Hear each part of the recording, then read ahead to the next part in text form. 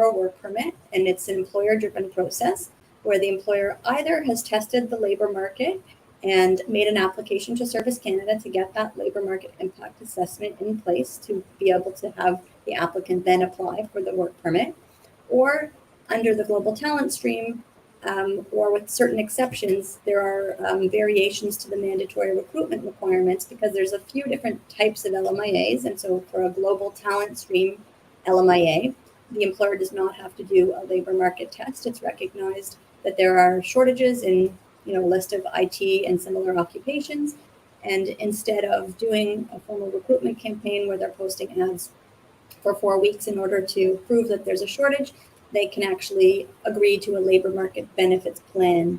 And it's a document, sort of a contract type of document with the government where they're making some commitments to benefit the Canadian labor market in other ways, such as job creation, investment in skills development and training for Canadians and permanent residents. So making a series of commitments and signing off on a labor market benefits plan. We can go into more detail about that if you want, but that is what the basis of an LMIA is. It's a legal approval to an employer to hire a temporary foreign worker to support their work permit.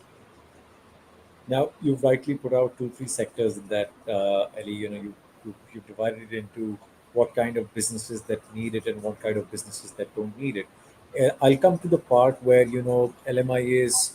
People generally want LMIAs, not in the sense that they think that it's a necessary requirement for them to go and work as a foreign worker, but as a means that they do get some points on their express entry profile if a genuine job offer comes through. Now, 3 parts into that. I'll link the express entry part to it because I've had some interaction with you with regards to certain queries from certain clients. So I believe that's the way to go, where people would be wanting to know.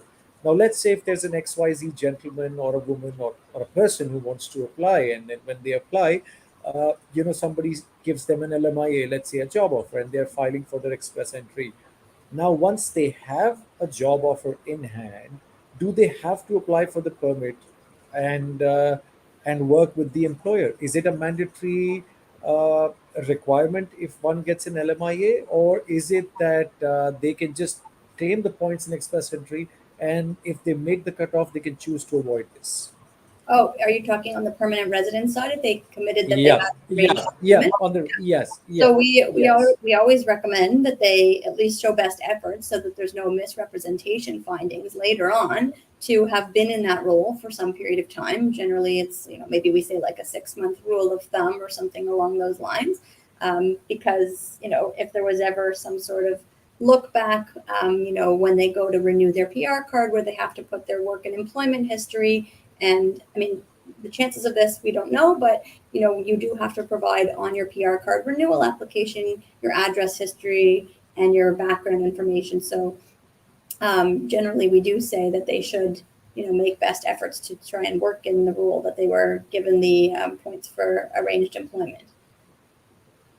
right. So any That's foreign more like worker a that's PR immigrating, question for our PR department. I help get the LMIA, but in terms of like any yeah, representations that are made on a PR yes, application, specifically yes, those where you're committing to going to a province, like through an OINP right, stream, that's where it's right, critical, right? Because you're committing to working, living in a particular province, and right. maybe it's inside of Quebec or outside of Quebec, that kind of thing. And there could be more issues with the commitments that are made if you're supported by a province. In the federal program, which is express entry, where you're not committing to a province, you don't have a nomination certificate, there is mobility. Like all permanent residents who come to Canada are able to go work for whoever they want, move to whatever jobs they want. So they don't have like a requirement to stay in a particular province, but in terms of like having gotten the arranged employment points through an LMIA, yeah, it would be best practice to recommend that they actually do, work in the role for some period of time. But are they Well, mandated that's to? Probably not. yep. I have to talk to my team about that. But No, they of get course, the but points, thank you for right? They that. would get the points for Yeah, either 200 points if it's a double or triple O knock, or 50 points yeah, if it's like a tier 1 and below. So, or tier 0 and 1, and up to 3, because your tier 3 is basically the cutoff for experience for express entry, right? So Yeah, Yeah. and similarly on these lines as you answered, I believe mostly people in India believe that they can get an open work permit on basis of an LMIA from India directly when they are applying to any kind of job. Now, I believe LMIAs are also of different sorts, right? There is an LMIA exempt employer, there is an LMI, but LMIAs do offer a closed work permit. It's got nothing to do with having an open work permit. No, there's no work If you open. could classify Yeah. that as well. Yeah, No, an LMIA is an employer application, an employer driven right, process. And so as a result, the work permit that comes out based on the LMIA, that legal basis is always going to be a closed employer specific work permit. The spouse would be entitled to an open work permit. And there are becoming more and more new categories announced every day about different types of yeah, open work permits and initiatives that the government is looking to kind of foster and make it easier for people in certain sectors, healthcare, IT, that kind of thing. But anytime an LMIA is involved, it's always going to be a closed employer specific work permit. If you're going through the permanent stream, like because the permanent stream right, has an option to also select that it's for a dual purpose. So an employer who says, well, I want to go through a permanent LMIA, I'm going to support this person with PR, but I'm not also going to offer them a job unless they become a permanent resident, doesn't have to check off a box. But there is a box on that form to say they'd like to also support it for a dual purpose so that the person can use that LMIA. The employer would pay the $1,000 filing fee as opposed to no filing fee because a permanent LMIA has no government filing fee. But an LMIA for a dual purpose would have the $1,000 filing fee that the employer has to pay. And then if it's checked off that it's going to be for a dual purpose, they can use that LMIA just like any other high wage or low wage or GTS LMIA to support a work right. permit. Perfect. So, carrying on this, Alila, how can one say that the LMI they have received from an employer, or let's say a job offer they have received from an employer, what are some of the points which you would tell people to check the document for, like so that they know it's not forged? Are there any indicators per se? Because people fall trap to a lot of these things here, at least in Mhm. this part of the country, where they say I have an LMI, and very early when I remember talking to Stephen during lockdown and post that, there were some kids sitting with job offers and LMIs which Stephen knew were not even real. And I mean, how do you know if it's genuine? Like, could you tell some pointers Well, I maybe for mean, the audience to know? I obviously haven't seen some of what the fake ones look like. If somebody has a No, but concern, in yeah, they could send it to us. I mean, it's probably very hard to tell because like documents that come are computer generated and they could right, be easily modified, I'm sure. But once if it was fake and then they used it in their profile, IRCC would be able to find that out because on the back end, right, they see in their system what the number is, and if the number is a specific number, it would have to align with what was approved in Service Canada's database and match up, right? So can like a prospective temporary foreign national tell? Maybe not.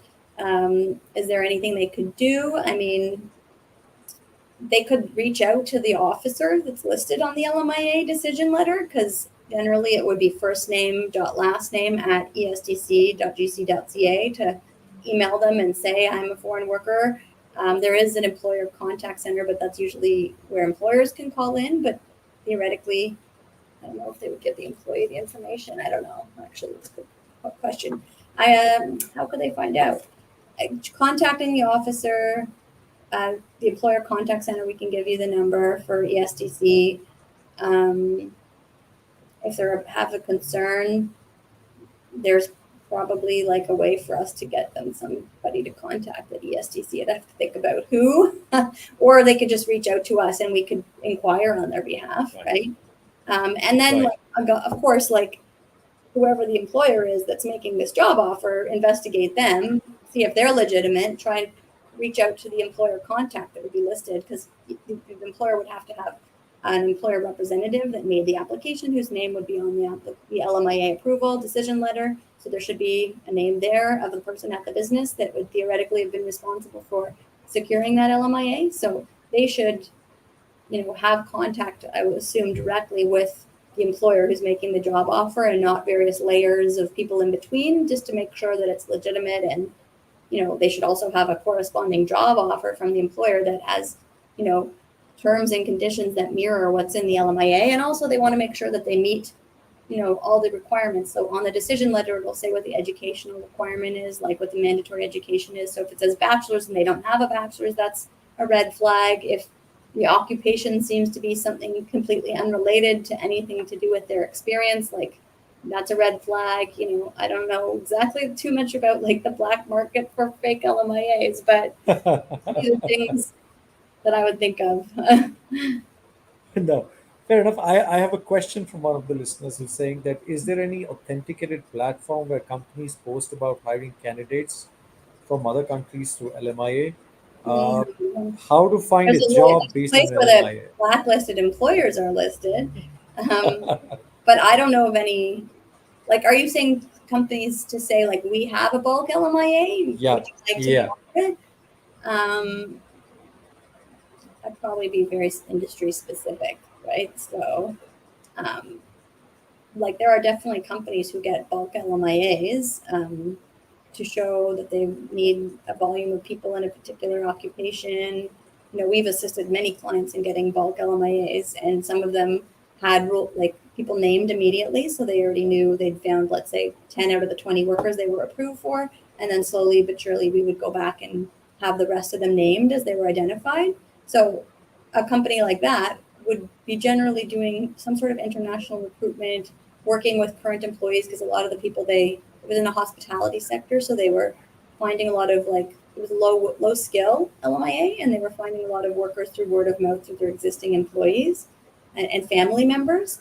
But I don't know what sector per se you're talking about, and like probably like that bulk LMIA that I'm referring to wouldn't have been able to help anybody with their permanent residence because it was a lower skill level occupation that the job offer was in. So that wouldn't have been an example like of somebody getting an LMIA to help support their permanent residence. That would have been just strictly for coming for a job offer for a low skill job. right. And as you said, I believe there is a website with immigration that you can check online if the employer is blacklisted or has defaulted in paying of returns or in any way they have defaulted. That can be checked, but checking where the jobs listed, I'm sure it's impossible because it is Yeah. individually all dependent on each employer is trying to put out the requirement for international. I think general hiring websites such as Indeed and stuff would be the right way, but nobody would advertise their LMIs online No. because it is a personal, confidential information that can be stolen away.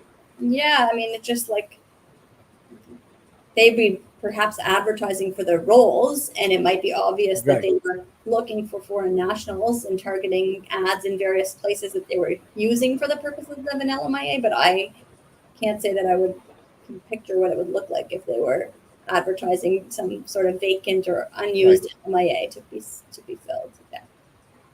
Perfect, perfect. And Ali, let's come to the part where, let's say, I am a business in India and I have incorporated a foreign office. And I give an example. Let's say it's a small, medium enterprise, or if it's a franchisee business, who is eligible? Can I, when I do that as a foreign taxpayer, incorporating a BC corporation, let's say in British Columbia, if I incorporate a company, am I allowed? And let's say I'll take Ontario and British Columbia because the two prominent provinces. If I incorporate a company, can I, from the word go, and depending on, and I'm again, it's very generic what I'm asking you, but again, let's say if I'm a franchisee for a food chain, am I allowed to issue an LMIA the moment I incorporate for local hiring of that? Let's say if it's a restaurant, or No, let's say if it's a furniture incorporating on shop. its own No. wouldn't be enough. You would have to show that there's active business operations, because to get an Okay. LMIA, you have to include business legitimacy documents. So generally, those would include Right. your incorporation certificate. And if you've been in operations for less than 2 taxation years, because normally you would have to put in your T2 schedules from your corporate tax returns for the last 2 years, schedules 100 and 125, and the T4 summary of remuneration paid, which shows, a summary of all the T4 slips issued to your employees. So if you don't have Right. the business legitimacy documents, you can get an attestation letter in lieu of that. And it used to only be that you could get an attestation letter signed by a lawyer or an accountant. They're now letting bank rep managers sign these attestation letters. So it's becoming a little bit more permissive, but the attestation letter is still attesting to the fact that there's active business operations and financial sufficiency to pay temporary foreign workers. So you'd have to have, a pretty reputable person attesting to the fact that business is up and running before you could do an LMIA application. And It's then some the of my officer interact. accepting the LMIA would still want to see proof of business need, right? So if you fill out the form that there's 0 employees, or the start date of the business was like last week, they're going to have a lot of questions Right. asking for proof that there's a true business need, and proof of contracts that will be fulfilled and things like that. So you can't just come right away with an LMIA without establishing something first. Right, and as you rightly said, in continuing this, I there's another question that I have. Some of the times, and that I've, before I immigrated or applied for my permanent residency, I used to hear a lot from a lot of people that they own daycares or they own XYZ businesses, and these businesses were offering LMIs. Now, you said not anybody can do it, but is there a threshold, monetary threshold as well? Because I'm sure a daycare operation would not be as big as a chain of, uh, let's say companies or like franchisees that are running. There's How not are they there's not eligible? a threshold income amount, Okay, but that okay, is what the purpose of like the tax documentation and the okay, attestation letter is, to show that okay, if you're new or if you're a startup, that there is going to okay, be money to pay the foreign worker. okay. And coming to timelines, any recent updates that have happened in the LMIA processing times? I mean, for the audience, for those who are looking for the permits, I mean, In anything you can. I mean, Ontario, what's the usual timelines? so because we've switched in April to an online LMIA system, we were Right. seeing it go pretty quickly for high wage LMIAs in Ontario, but now it's kind of slowed down. They post average processing times. Let's say for the high wage stream, I think they have right now 41 business days quoted, which is quite long because Ontario for a high wage LMIA generally doesn't take 41 business days. But their averages across the country, right? So you'd be looking at like the office in Ontario versus the office in BC has historically been much slower to process an LMIA. So whenever we file an LMIA for BC, number one, the employer now needs to have a BC registration certificate in order to submit the LMIA, and if it's not included, it will be returned. So that means that they've registered with the province to say we'd like to hire temporary foreign workers, and express to the province how many that they would like to bring in the next year, and they get a 1-year certificate that's mandatory to be included with the LMIA application.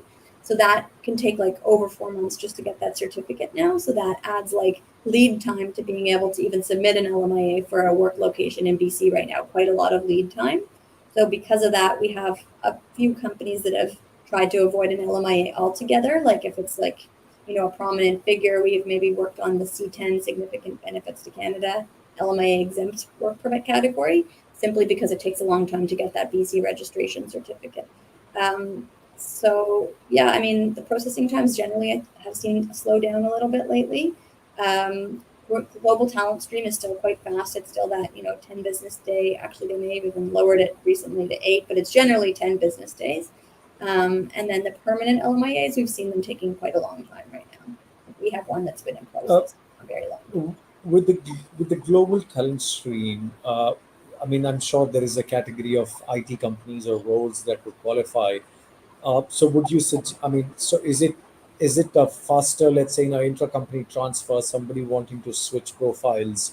Let's say I am within Canada on a closed work permit, working for an XYZ corporation, and I came through the GTS. If I now want to switch to another IT firm, I would definitely require an LMIA from the IT firm. So you're suggesting that would be a much quicker route for somebody looking to switch in the software and the tech sector So we're as talking compared to a somebody who firm came work. as an ICT and then wants to Yeah, get hired. yeah, Yeah, yeah, it's a yeah. pretty fast process, provided that the company they're moving to is familiar with the global talent stream, uses it, right? Because Okay. if it's a company that doesn't use it a lot, then they'd have to create an LMBP. But if it's a company that already has, let's say, a forecast under their LMBP, so they've already told ESTC that they plan to hire 10 temporary foreign workers this year, then just getting the new person's application through with that same labor market benefits plan is pretty quick. You don't have to necessarily renegotiate the LMBP. Sometimes they make the LMBP get stretched out a little bit of time to mirror the work duration. So like if an LMBP was negotiated 6 months ago and then you're coming back even with a forecast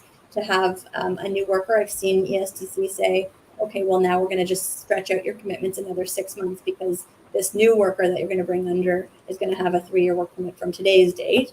But generally, it's a very quick turnaround. We just had one approved today that I filed, I think, last week.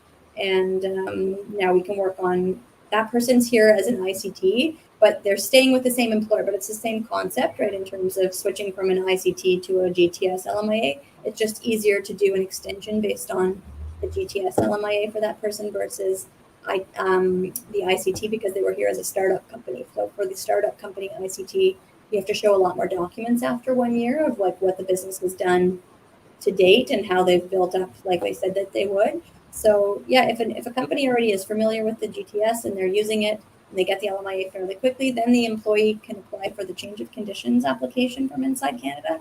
And that would take 141 days approximately, but they can ask for an interim work authorization under the public policy for employees in Canada changing conditions. And that will take probably about 2 to 3, 4, 5 weeks. So maximum after filing the extension and change of conditions application and then doing the public policy request, they should be able to start with a new employer probably within about a month. All right. So, before we close the session, I think uh, I can quickly ask you and to summarize for us, uh, what do you suggest to foreign workers who are in this limbo of, filing their permanent residency and they do have job offers? Timing is of essence. So, if somebody is applying, let's say, for a closed work permit because of they have an LMIA in place, from an LMIA perspective, what is the timeline you would suggest for these guys to keep in mind when they're submitting this for their final approval towards the permit? What's the timeline they can look at for things to move forward once the employer submits the LMI with the applicant? So somebody who's here on a work permit that wants to change, Yep. I would say probably 1 to 2 months. 2 months. Yeah. Yeah, so that's the time period they would have to take into consideration on an average to Mm-hmm. switch, and that's something to be kept in mind. All right, Ellie. Any last questions, Mr. Mubarak is there, and I have one, uh, Ms. Amber as well. Any questions you guys have? Happy to address before we close up the session.